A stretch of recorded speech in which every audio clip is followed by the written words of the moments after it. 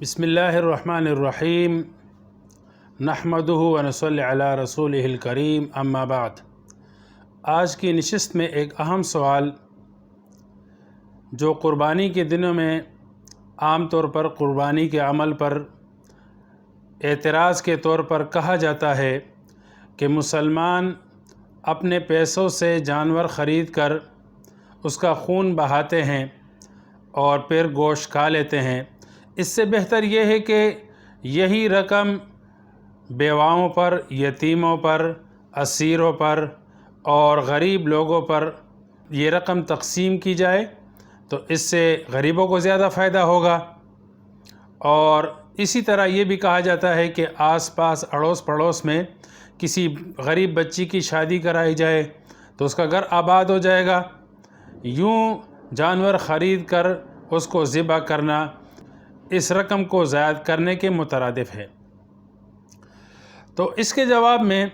चंद गुजारिशात पेश की जाएंगी। सबसे पहली बात यह है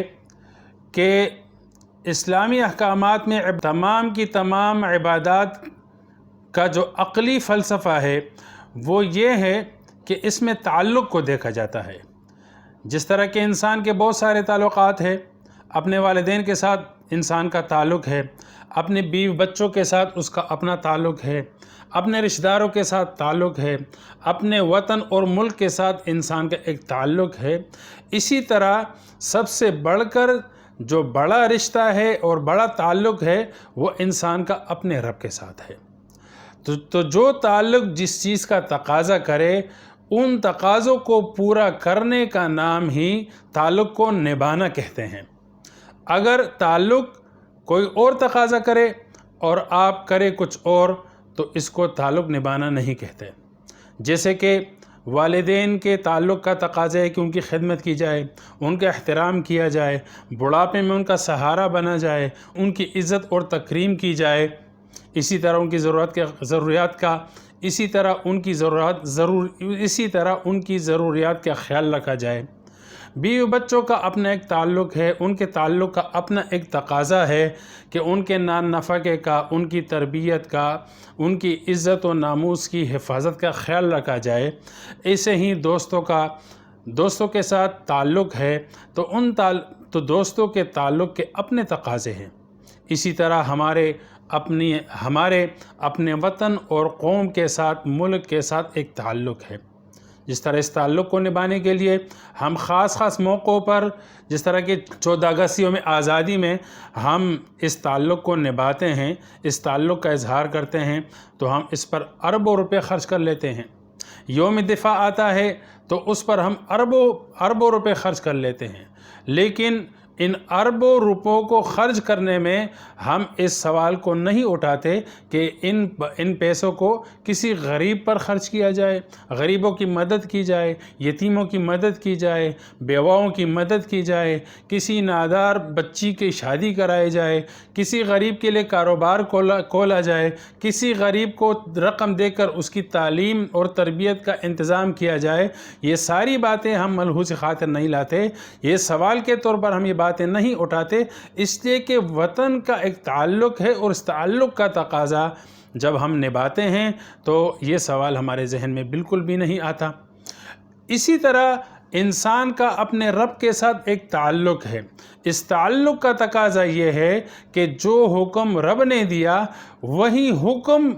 पूरा किया जाए। उस हुक्म को पूरा करने का नाम ही ताल्लुक़ निभाना है। तो लिहाजा इस ताल्लुक़ को देख करके ये सवाल करना मुनासिब नहीं है। जिस तरह के हुब्बुल वतनी में हम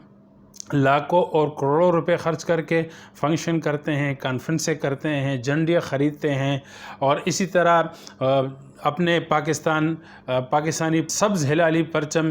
के कपड़े बनवाते हैं, सिलवाते हैं, बच्चों को पहनाते हैं। तो ये सारी चीज़ें जब हम इस पे लाखों रुपए, करोड़ों रुपए बल्कि अरबों लिहाज से हम ख़र्च करते हैं तो ताल्लुक़ निभाते हुए हम इन सवालात को जहन में बिल्कुल भी नहीं लाते। ऐसे ही रब के साथ ताल्लुक़ निभाते वक़्त इन सवालों को सामने रखना ये ताल्लुक़ के मुनाफी है। जब रब ने हुक्म दे दिया कि जानवर ख़रीद करके उसका खून बहाया जाए और गोश्त को तक़सीम करके اپنے آپ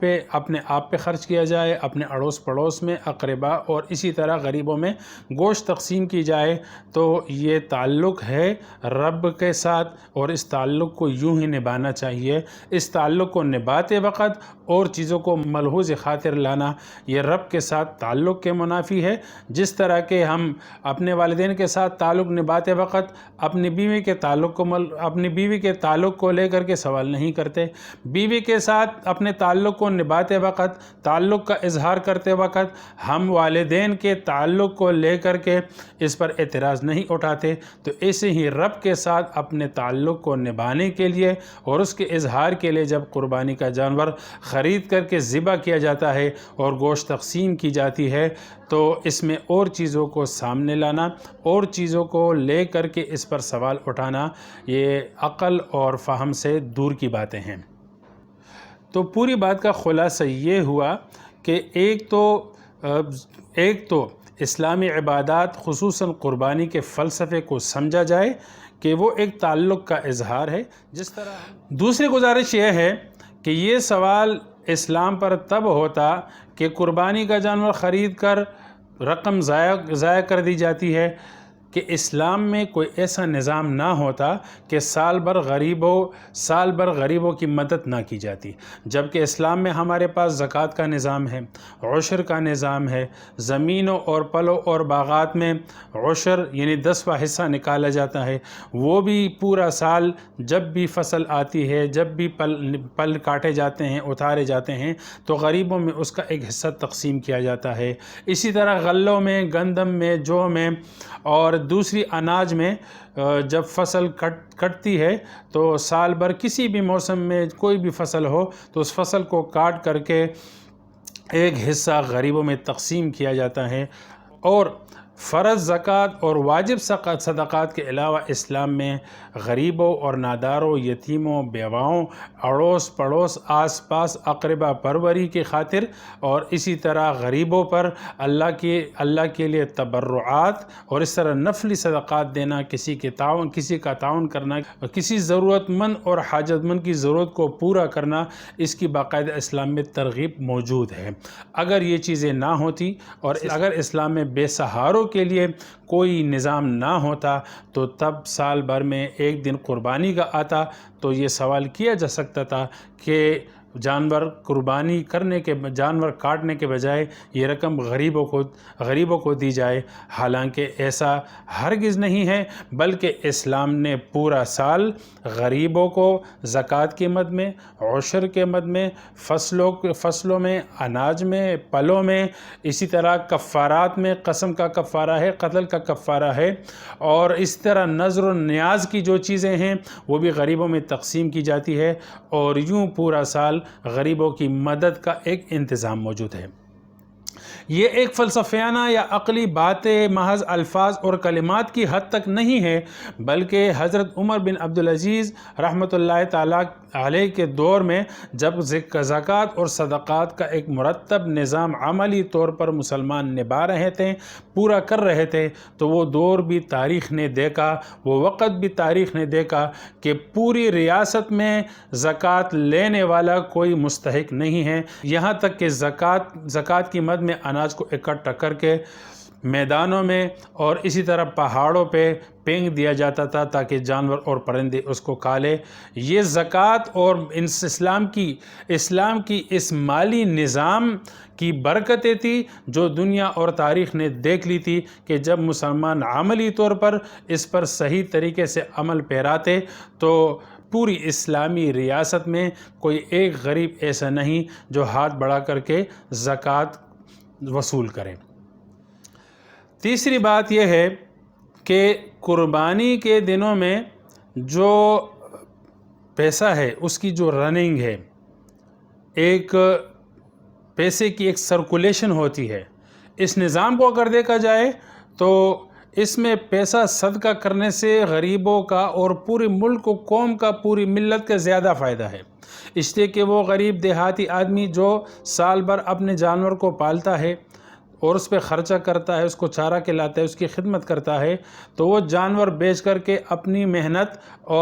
محنت کا صلہ پاتا ہے اور اس پر کچھ نفع کما لیتا ہے۔ پھر اس جانور کو گاڑی میں ڈال کر منڈیوں کی طرف اس کو منتقل کیا جاتا ہے، تو گاڑی اور ٹرانسپورٹ کا ایک سلسلہ چل رہا ہوتا ہے، اس میں ڈرائیور اور حضرات کو بھی مل جاتا ہے، جو تیل بھرنے والے پمپس ہوتے ہیں ان کو بھی مل جاتا ہے، اور جو ٹول ٹیکس ہوتے ہیں اس مد میں بھی ٹیکس وصول کر کے بیت المال میں، سرکاری خزانے میں وہ رقم جاتی ہے جو عام رفاہی کاموں میں غریبوں پر تقسیم کی جاتی ہے۔ اسی طرح جانور پالنے والے جو خادمین ہوتے، خدمت گزار ہوتے ہیں، ان کو بھی اپنی محنتانہ اپنی مزدوری مل جاتی ہے۔ ایسے ہی ہمیں اپنی اس قربانی کے دنوں میں ہمیں وہ لوگ بھی نظر آتے ہیں جو پورے سال محنت مزدوری کی خاطر وہ گھومتے ہیں، ان کو کہیں پر کام کرنے کا موقع نہیں ملتا، اپنے بچوں کا پیٹ پالنے کے لیے ان کو مزدوری نہیں ملتی، لیکن وہ ان دنوں میں چارہ، اسی طرح گھاس پھوس اور بھوسے کے عارضی کاروبار کھول دیتے ہیں۔ ایسے ہی وہ لوگ جن کو پورے سال کوئی کاروبار اور مزدوری اور اسی طرح محنت مزدوری اور کمانے کا موقع میسر نہیں ہوتا، وہ عارضی طور پر قصائی کا کام کرتے ہیں۔ ایک جانور کاٹ کر وہ ہزاروں روپے کما لیتے ہیں۔ چمڑے سکھانے کا ایک الگ کاروبار ہے، پھر یہ چمڑے سکھا کر کے فیکٹری میں جاتے ہیں، اس کو سکھا کر کے اس سے جوتے بنتے ہیں۔ تو یہ ایک منی سرکولیشن ہے، اور اسلامی اس ایک فریضے کی برکت سے لاکھوں